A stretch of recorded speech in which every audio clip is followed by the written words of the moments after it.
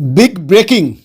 অনেক রাতে নির্বাচন কমিশন এই রাজ্যের এক ধাক্কায় 149 জন পুলিশ আধিকারিককে সরাসরি নির্বাচনী দায়িত্ব থেকে সরিয়ে দিল। তার মধ্যে 81 জন পুলিশ ইন্সপেক্টর আছেন, যাদের পরিষ্কার নির্বাচন কমিশন তাদের নাম উল্লেখ করে বিজ্ঞপ্তি দিয়ে জানিয়ে দিয়েছে এই 81 জন নির্বাচন সংক্রান্ত কোনো কাজে সংযুক্ত থাকতে পারবেন না। এর সঙ্গে 49 জন সাব ইন্সপেক্টরকেও সরানো হয়েছে। এর আগের ঘটনা যে 29শে মার্চ 150 জন ইন্সপেক্টরকে বিভিন্নভাবে ট্রান্সফার করা হয়েছিল, তার মধ্যে নির্বাচন কমিশন উল্লেখ করেছেন 49 জনকে বাছাই করেছেন সাব ইন্সপেক্টর অফ পুলিশ, যাদের অন্য জেলায় সরানোর নির্দেশ দিয়েছেন। আর সবথেকে বড় খবর যে কলকাতার প্রাক্তন পুলিশ কমিশনার সুপ্রতিম সরকার, যিনি নির্বাচন কমিশন যাকে তামিলনাড়ুর 5টি বিধানসভা ক্ষেত্রের পুলিশ অবজারভার করার নির্দেশ দিয়েছিলেন, পুলিশ অবজারভার হিসেবে তাকে জয়েন করার জন্য নির্দেশ দিয়েছিলেন সুপ্রতিম সরকার, লিখিতভাবে অন মেডিকেল গ্রাউন্ড নির্বাচন কমিশন থেকে অব্যাহতি চেয়েছিলেন। এদিন সুপ্রিম কোর্ট নয়, নির্বাচন কমিশন জানিয়ে দিল যে সুপ্রতিম সরকারকে তামিলনাড়ুর পুলিশ অবজারভার হিসেবে যেতেই হবে। অর্থাৎ সুপ্রতিম সরকারের মেডিকেল গ্রাউন্ডে অব্যাহতি যাওয়াটা বাতিল হয়ে গেল। এছাড়া বিভিন্ন জেলার যেসব সাব ইন্সপেক্টর র্যাঙ্কের পুলিশ অফিসারদের সরানো হয়েছে, তাদের মধ্যে রয়েছেন কোচবিহার জেলার 2 জন, রায়গঞ্জ জেলার 4 জন, ইসলামপুরের 4 জন, আলিপুরদুয়ারের 1 জন, দক্ষিণ দিনাজপুরে 3 জন, শিলিগুড়ি 2 জন, ডায়মন্ড হারবারে 3 জন, বারুইপুরে 2 জন, বারাসাতে 3 জন পুলিশ ইন্সপেক্টর, বসিরহাটের 1 জন, বনগাঁর 1 জন, ব্যারাকপুরে 4 জন, বিধাননগরের 6 জন, কৃষ্ণনগরের 4 জন, রানাঘাটে 4 জন, আসানসোল দুর্গাপুরের 1 জন, পশ্চিম মেদিনীপুরে 3 জন, পূর্ব মেদিনীপুরের 5 জন, পুরুলিয়ার 2 জন, বীরভূমের 2 জন, জলপাইগুড়ির 1 জন, মালদহর 3 জন, বাঁকুড়ার 1 জন। এই সব পুলিশ আধিকারিকরা কোনো নির্বাচন এবং নির্বাচন সংক্রান্ত কোনো কাজে সংযুক্ত থাকতে পারবেন না বলে নির্বাচন কমিশন বিজ্ঞপ্তি দিয়ে জানিয়ে দিল, নোটিশ দিয়ে জানিয়ে দিল। এ রাজ্যের যিনি ডিরেক্টর জেনারেল অফ পুলিশ, তাকেও জানিয়ে দেওয়া হয়েছে, চিফ সেক্রেটারিকেও জানিয়ে দেওয়া হয়েছে, through chief electoral officer Paschimbanga. সবথেকে উল্লেখযোগ্য হচ্ছে যে এরা যে এইসব পুলিশ অফিসারদের ব্যাপারে নির্বাচন কমিশন এত কঠোরতম অবস্থান নিলেন, সরাসরি পুলিশ সুপারদের নির্দেশ দিয়েছেন যে তারা লিখিত মুচলেখা নির্বাচন কমিশনকে দেবে যে যেসব পুলিশ অফিসারদের নির্বাচন সংক্রান্ত কোনো কাজে তাদের সংযুক্ত তারা থাকতে পারবেন না বলে যে নোটিফিকেশনটা নির্বাচন কমিশন থেকে দেওয়া হয়েছে, পুলিশ সুপারদের মুচলেখা দিয়ে নির্বাচন কমিশনকে জানাতে হবে, তারা অক্ষরে অক্ষরে সেটাকে পালন করবে।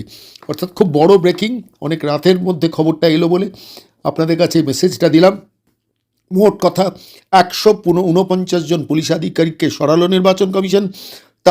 তার মধ্যে 81 জন পুলিশ ইন্সপেক্টর এবং 49 জন সাব ইন্সপেক্টর অফ পুলিশ। নমস্কার, বাংলা বার্তা থেকে বলছি সন্ময় বন্দ্যোপাধ্যায়। দুটো খুব ইন্টারেস্টিং তথ্য আমাদের হাতে এই মুহূর্তে আজকে বাংলার বার্তায়। প্রথমত, নন্দীগ্রাম বিধানসভা নির্বাচন ক্ষেত্র যেখানে শুভেন্দু অধিকারী প্রতিদ্বন্দ্বিতা করছেন, সেখানে জনৈক শুভেন্দু অধিকারী, যিনি দক্ষিণ কলকাতার বাসিন্দা, যার ময়নায় তার আত্মীয়তা আছে, মানে সেখানে একটা যোগসূত্র আছে, তাঁকে এবার নিয়ে গিয়ে দাঁড় করানো হয়েছিল নন্দীগ্রামে। অর্থাৎ শুভেন্দু অধিকারীর নাম দিয়ে আরেকজন ক্যান্ডিডেটকে দাঁড় করানো হয়েছিল। গতকাল স্ক্রুটিনির পর শেষ পর্যন্ত দেখা গেল সেই ডামি ক্যান্ডিডেট শুভেন্দু অধিকারীর হাওয়া, অর্থাৎ যে নামটাকে ব্যবহার করে শুভেন্দু অধিকারীর একটা নামের সঙ্গে একটা মানুষের মধ্যে ধোঁয়াশা তৈরি করার চেষ্টা হয়েছিল, শেষ পর্যন্ত সেই দক্ষিণ কলকাতার বাসিন্দা শুভেন্দু অধিকারী তিনি আর এই নির্বাচনী প্রতিদ্বন্দ্বিতায় নেই। ভাইপোর একটা এফার্ট ফেল করলো নন্দীগ্রামে, খবরটা একটু দেওয়া দরকার। অর্থাৎ শুভেন্দু অধিকারী নাম দিয়ে গুলিয়ে দেওয়ার নন্দীগ্রামের প্রচেষ্টাটা বানচাল হয়ে গেল। সেই দ্বিতীয় যে নামটা, সে নামটা তিনি মনোনয়ন উইথড্র করে নিয়ে প্র্যাকটিক্যালি পালিয়েছেন। 1 নম্বর ঘটনা, এই তথ্যটা আপনাদের কাছে আমার দেওয়া দরকার বলে আজকের বাংলা বার্তার প্রতিবেদনের শুরুতে এটা দিলাম। দ্বিতীয় যেটা, সেটা খুব ইন্টারেস্টিং, আমার কাছে একটা কেস স্টাডি এসছে। মমতা বন্দ্যোপাধ্যায় যখন মনোনয়ন দিলেন সার্ভের বিল্ডিংয়ে, তিনি নির্বাচনে প্রতিদ্বন্দ্বিতা করবেন বলে সেখানে ঘোষণা করলেন, সেখানে স্ট্যাম্প পেপারে পরিষ্কারভাবে লেখা, এই Mamata Banerjee, daughter of such and such, aged such and such, resident of such and such, a candidate at the above election do hereby solemnly affirm and state on oath as under বলে নিজে রাজ্যের মুখ্যমন্ত্রী সেখানে সই করেছিলেন।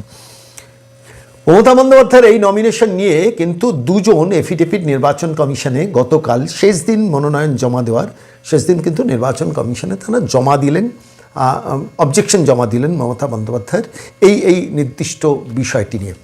62 পাতার, সম্ভবত 62 পাতার যে এফিডেভিট নির্বাচন কমিশনে জমা দেওয়া হয়েছে, তার আবেদনকারীর একজনের নাম হচ্ছে সফর শেখ, আরেকজনের নাম হচ্ছে মমতাজ বিবি বা এরকম কেউ।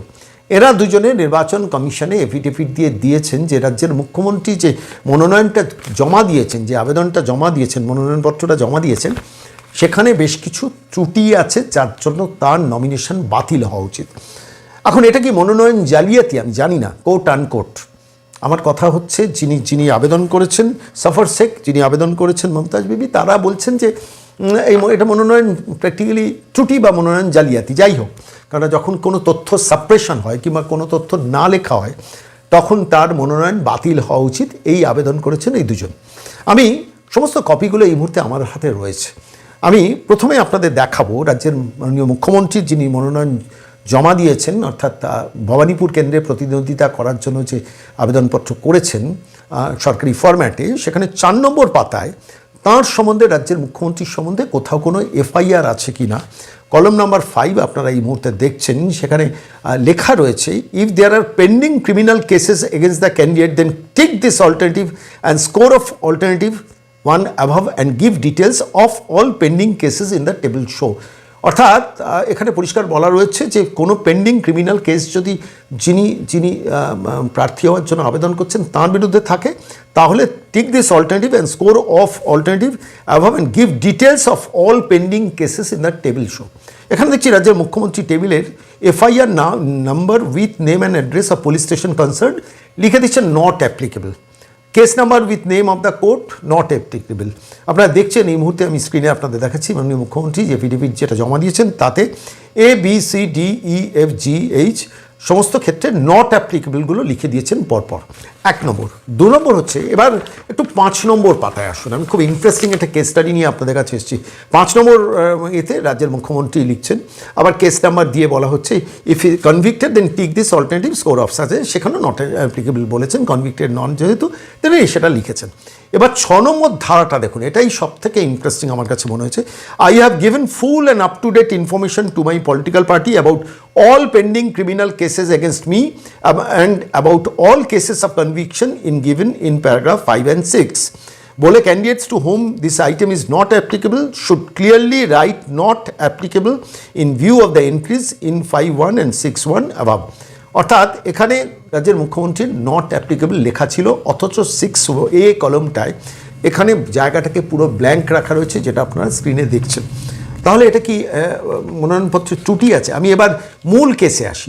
যারা এফিডেভিটটা দিয়েছেন, দেখুন আমাদের পক্ষে জানা সম্ভব নয় আদৌ রাজ্যের মুখ্যমন্ত্রীর বিরুদ্ধে কোনো এফআইআর আছে কিনা, কোনো কেস পেন্ডিং আছে কিনা, কেস ডিজলভড হয়ে গেছে কিনা আমরা জানি না। ফলত আমি মুখ্যমন্ত্রীর মনোনয়নপত্র জালিয়াতি এ কথাটা আমি বলতে রাজি নই। কিন্তু যিনি সফর শেখ, যিনি এই এফিডেভিটটা করেছেন, তিনি বলছেন যে এটা এই যে আবেদনটা মুখ্যমন্ত্রী করেছেন, মনোনয়ন জমা দিয়েছেন, এটা সম্পূর্ণ ত্রুটিপূর্ণ এবং সেই কারণে বাতিল হওয়া উচিত বলে তিনি সেখানে লিখছেন, it is reiterated that wrong, incomplete and suppression of material information as indicated there in above is a defect of substantial character warranting summary inquiry by the returning officer during the scrutiny of the nomination papers.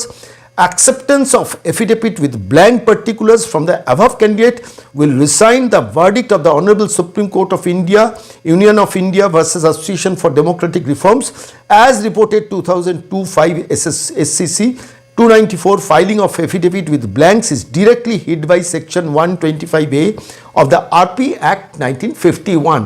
সফর Sheikh affidavit দিয়ে নির্বাচন কমিশনের কাছে জমা দিচ্ছেন। It is therefore prayed that the nomination of Srimati Mamata Banerjee, being a candidate set up by the Trinamool Congress for election of the West Bengal Legislative Assembly from 159 Bhawanipur Assembly constituency, be rejected outrightly by the returning officer. সফর শেখ এই এফিডেভিটটা জমা দিয়ে বলছেন returning অফিসারের এই nomination স্ক্রুটিনির সময় বাতিল করতে হবে। তার কারণ, it is reiterated that wrong, incomplete and suppression of material information as indicated therein above. অর্থাৎ তাঁরা উল্লেখ করে দিচ্ছেন suppression of material information. That means তো এটা একটা ফ্রড কেস, কিন্তু আমরা বলতে চাই না এই কারণে আমি বাংলা বার্তা থেকে সন্ময় বন্দ্যোপাধ্যায় বলছি, আমি জানি না যে নির্দিষ্টভাবে রাজ্যের মুখ্যমন্ত্রীর নামে সত্যি এই কেসগুলো পেন্ডিং আছে কি নেই। সাফার শেখ বলছেন পেন্ডিং আছে। তাঁর অভিযোগ যদি সত্যি হয়, আবার বলছি তাঁর অভিযোগ যদি সত্যি হয়, তাহলে এটা সাপ্রেশন অফ ফ্যাক্টস, অথবা তাঁর বক্তব্য অনুযায়ী এফিডেভিটে যা বলছেন, suppression of material information, reiterated wrong and incomplete, একদিকে ভুল, একদিকে অসম্পূর্ণ, আরেকদিকে এই লাইনটা খুব ইম্পর্টেন্ট আমার কাছে মনে হয়েছে, and suppression of material information as indicated there in above. যদি সাপ্রেশন অফ মেটেরিয়াল ইনফরমেশন হয়, তাহলে তো এটা ইচ্ছাকৃতভাবে তথ্যটাকে চাপা, which is a fraud case. আমি জানি না সত্যি মিথ্যা কি, সরাসরি সাফার শেখ উল্লেখ করে বলছেন যে it is a matter of record that the following FIRs are registered against her in the following police stations where the judicial courts have not yet accepted any closure report. Judicial court এই কেসগুলো কোনো closure report করেনি। The details of the FIRs as follows. এক Geetanagar PS Guwahati, Geetanagar PS এর case number দিয়ে দিচ্ছেন। Case number হচ্ছে 286/2018 US 120B ধারা, 153A ধারা, 298 অফ দ্য IPS। এটা যার পানিশমেন্ট 3 বছর পর্যন্ত, 1 নম্বর। 2 নম্বর যে কেসটা দিচ্ছেন Panbazar PS case 466/2018 US 120B and 153A of IPC। 3 নম্বর হচ্ছে লাটাশিল PS case 4/2018 US 153 and 120B of the IPC, the complaint being such and such. Copies of the said FIR marked. এটা ছাড়াও যে আরেকটা এফিডেভিট জমা দিয়েছেন, যে সেখানে জনৈক মিস মমতাজ বিবি তিনি লিখছেন, apart from the state of Assam, Mamata Banerjee is an accused in connection with the Mathavanga police station case number 180 of 2021 dated 10/4/2021 US 188, 147, 148, 149, 323, 326, 307, 353, 427 বলে ডিটেলসটা বলেছেন। তিনিও ক্লেম করেছেন, moreover the said affidavit suffers from substantial defect. The nomination for Shrimati Mamata Banerjee submitted on 8/4/2026 ought to be outrightly rejected. এবং সেখানে মমতাজ বিবি লিখছেন, Mamata Banerjee has made a false declaration by declaring against serial number 5 of Form 26 and there is no pending criminal cases against her, and has gone further by declaring not applicable against serial number 5, which states that the following criminal cases are pending against the proposed candidate. It is a matter of record that the following FIRs are registered against her in the following police station where the jurisdictional courts have not yet accepted any closer reports. The details of the FIR are as follows বলে তিনিও মামলাগুলো ডিটেলে দিয়েছেন। আমি পুরো কেসটাকে আপনাদের দিলাম। দুজন এফিডেভিট করে নির্বাচন কমিশনে প্রায় 62 পাতার কপি দিয়েছেন। এখানে সাফার শেখ, জনৈক মমতাজ বিবি, তারা দুজনেই বলেছেন Mamata Bandyopadhyay suppression of facts করেছেন, মিসলিডিং দিয়েছেন, ফলস ইনফরমেশন দিয়েছেন, সুতরাং তার এই মনোনয়নপত্র বাতিল করতে হবে। এবার আদালতে একটা মামলা হয়েছিল 2008 সুপ্রিম কোর্টে, যেখানে justice Sathasivam, justice Ranjan Gogoi, justice RP Desai একটা নির্দিষ্ট রায় দিয়েছিলেন। আমি গতকাল এই সমস্ত কাগজপত্রগুলো ঘাঁটার পর আমার দিল্লিতে একজন বন্ধু আছেন, যিনি আইনজ্ঞ বন্ধু, ফলত তাঁর সঙ্গে সরাসরি অনেক গভীর রাতে এই পুরো ব্যাপারটা তাঁকে পাঠিয়ে তাঁর মতামতটা জানতে চেয়েছিলাম, যে রাজ্যের মুখ্যমন্ত্রী যদি অজ্ঞানতাবশত ভুল ইনফরমেশন দিয়ে থাকেন, বা ইচ্ছাকৃতভাবে ভুল ইনফরমেশন দিয়ে থাকেন, বা যদি এফিডেভিটে এই সাফার শেখ এবং মমতাজ বিবি যদি ভুল ইনফরমেশন দেন, তাহলে তো এটা এই এফিডেভিটে কোনো মূল্য নেই। তাহলে মমতা বন্দ্যোপাধ্যায়ের নমিনেশন বাতিল হওয়ার কোনো জায়গা নেই, যে কেসগুলো হয়তো ডিজলভ হয়ে গেছে, এরা জানেন না, এরা এফিডেভিট জমা দিয়েছে। কিন্তু যদি মুখ্যমন্ত্রী মমতা বন্দ্যোপাধ্যায় জেনে শুনে ফলস ইনফরমেশন দিয়ে থাকেন, নট অ্যাপ্লিকেবল লিখে থাকেন এবং ব্ল্যাঙ্ক রেখে থাকেন, তাহলে সম্ভাবনা কি? তাহলে কি মনোনয়ন বাতিল হতে পারে? নাকি শুধু মনোনয়ন বাতিল না করে তার এগেন্সে শুধু ক্রিমিনাল কেসটা হয়ে যেতে পারে? আমি সরাসরি আমার যিনি দিল্লিতে আইনজ্ঞ বন্ধু আছেন, মানে আইন নিয়ে কাজ করেন এমন একজন বন্ধু আছেন, আমি তাঁকে সরাসরি অনেক রাতে এই নির্দিষ্ট বিষয়ে টেলিফোন ঘুরিয়ে তাঁর বক্তব্যটা আমি জানতে চাইলাম সরাসরি, যে বাস্তবতাটা কী। আমি তো এটা মনোনয়ন জালিয়াতি বলবো না, বলতে পারি না যতক্ষণে এই কেসগুলো পেন্ডিং আছে কি না সেই ব্যাপারে নিশ্চয়তা পাই। কিন্তু যখন একজন এফিডেভিট করে মুখ্যমন্ত্রীর সম্বন্ধে বলছেন যে রাজ্যের মুখ্যমন্ত্রী এই তথ্যগুলোকে সাপ্রেস করেছেন, এই মামলাগুলো তার এগেনস্টে পেন্ডিং আছে, যদি সত্যিই পেন্ডিং থাকে তাহলে কি হতে পারে, কি সম্ভাবনা আছে? সবটাই সম্ভাবনা। আমি আবারও বলছি, মুখ্যমন্ত্রী তথ্য ভুল দিয়েছেন, আমি বলতে রাজি নই। যারা বলেছে, যারা এফিডেভিট দিয়েছেন তারাই বলতে পারেন। এক, দ্বিতীয়ত যদি মুখ্যমন্ত্রী ফলস এবং মিসলিডিং তথ্য দিয়ে থাকেন তাহলে কি শাস্তি হতে পারে, অথবা মুখ্যমন্ত্রী অজ্ঞানতাবশত যদি এটা দিয়ে থাকেন তাহলে কি হতে পারে, আমি জানার চেষ্টা করছিলাম একজন রাজনীতির বিশ্লেষক হিসেবে এবং ছাত্র হিসেবে। আমি সরাসরি আজকে বাংলা বার্তার দর্শকদের আমার সেই বন্ধুর বক্তব্য আপনাদের কাছে শোনাবো। আমি তার সঙ্গে কথোপকথন করলাম পুরো মমতা বন্দ্যোপাধ্যায় এই নমিনেশন বিষয়টা নিয়ে, তার কনসিকুয়েন্সটা কী হতে পারে, কী রেজাল্ট হতে পারে, কে ভুল করেছেন, কে ঠিক করেছেন। আমি সরাসরি তাকে ফোন করেছিলাম, কি বলেছেন শুনুন। হ্যাঁ, উনি এই 9 তারিখ সন্ধ্যে 6:32 একটা এফিডেভিট ফাইল করেছেন। হ্যাঁ হ্যাঁ affidavit। ঠিক আছে, ভদ্রলোকের নাম সফর শেখ। হ্যাঁ উনি নদিয়া জেলার মুরুটিয়া থানা থেকে, হুম থানায় বাড়ি ওনার। এখন উনি ওনার বক্তব্য দুটো, উনি 62 পাতার একটা কাউন্টার এফিডেভিট দিয়েছেন। সেখানে ওনার বক্তব্য দুটো পয়েন্টে। নাম্বার 1, ম্যাডাম চিফ মিনিস্টার যে এফিডেভিট ফাইল করেছেন, ইলেকশন এফিডেভিট ভবানীপুর কনস্টিটিউয়েন্সিতে, সেখানে উনি দুটো পয়েন্ট তুলেছেন। 1 নম্বর পয়েন্ট সেটা হচ্ছে উনি বলছেন যে ম্যাডামের নামে 4-5টা মামলা আছে। হুম সেখানে উনি বলছেন একটা তিনটে, তার মধ্যে একটা দুটো তিনটে 4টে মামলা আছে গুয়াহাটি, হ্যাঁ মানে গুয়াহাটি না, আসামের আর কি। একটা Gitanagar PS case number 286 of 2018, একটা আছে পানবাজার পিএস কেস নাম্বার 466 2018, একটা আছে লাটাশিল পিএস কেস নাম্বার 4/218, আর একটা বলছেন উনি নর্থ লখিমপুর থানার একটা মামলা আছে, সেটা হচ্ছে নর্থ লখিমপুর সদর পিএস নর্থ 832 of 2018। ঠিক আছে। এখন এখানে 4টে মামলার কথা উনি বলেছেন। আর একটা বলেছেন আমাদের মাথাভাঙা থানায় একটা মামলা আছে ওনার নামে। সেটা হচ্ছে আপনার কেস নাম্বার 180 of 2021, হ্যাঁ মানে ইলেকশনের সময় সম্ভবত উনি যেটা মেনশন করেছেন আর কি। আচ্ছা, এই 5টা মামলার মধ্যে যে ধারাগুলো দেওয়া হয়েছে 120B 153A, অনেক ধারায় আছে, কিন্তু উনি ওনার যেটা বক্তব্য সেটা হচ্ছে রিপ্রেজেন্টেশন অফ পিপলস অ্যাক্ট 1951 এ পরিষ্কার বলা আছে যে যিনি এফিডেভিট সাবমিট করবেন নমিনেশন ফাইল করার সময়, তার এগেনস্টে যদি 2 বছরের বেশি সাজাযোগ্য কোনো মামলা থাকে তার বিরুদ্ধে, সেটা তাকে ডিসক্লোজ করতে হবে। ঠিক। 2 বছরের নিচে সাজা হয় যে মামলা, তা সেটা ডিসক্লোজ না করলেও চলবে। ঠিক। এখন ওনার নামে যে ধারাতে মামলাগুলো রয়েছে তার মধ্যে আমি 4টে ধারা দেখতে পাচ্ছি। একটা আছে 120B ক্রিমিনাল কনস্পিরেসি, সেখানে 2 বছরের বেশি সাজা হতে পারে। একটা আছে 153A disharmony and hatred between different races, religion etcetera, এখানে 3 বছরের বেশি সাজা হতে পারে প্রমাণিত হলে। আচ্ছা, আরেকটা আছে 326 ভলেন্টারিলি হার্ট উইথ ওয়েপন্স, এখানে 10 বছরের বেশি সাজা হতে পারে। আরেকটা আছে সরাসরি 307, মানে লাইফ সেন্টেন্স হতে পারে সেখানে। এখন এই 326 এবং 307 এটা আছে মাথাভাঙা থানাতে, আর বাকি যে 4-5টা একটা দুটো তিনটে 4টে থানায় আছে সেগুলো হচ্ছে 120B 153A। এখন এখানে এই যে 4টে ধারা দেখা যাচ্ছে, এর 4টে ধারাতেই কিন্তু মামলাগুলো 2 বছরের বেশি সাজাযোগ্য মামলা। এখন এই মামলাগুলো যদি এখনো এক্সিস্ট করে, যদি ডিসপোজড অফ না হয়ে থাকে, তাহলে তো ক্যান্ডিডেটের এগুলো ডিসক্লোজ করা উচিত ছিল নমিনেশন এফিডেভিটে। যদি ডিসপোজ অফ না হয়ে থাকে, আমরা জানি না, উনি যিনি এফিডেভিট কাউন্টার এফিডেভিট সাবমিট করেছেন তিনি বলছেন যে মামলাগুলো এখনো এক্সিস্ট করছে, সেই জন্যই তিনি এফিডেভিট সাবমিট করেছেন। এখন সত্যিই যদি মানে অ্যাজ পার হিজ এফিডেভিট এগুলো যদি এখনো এক্সিস্ট করে থাকে মামলাগুলো, এবং তা সত্ত্বেও যদি ম্যাডাম এগুলো ডিসক্লোজ করে না থাকেন, তাহলে তিনি অন্যায় করেছেন।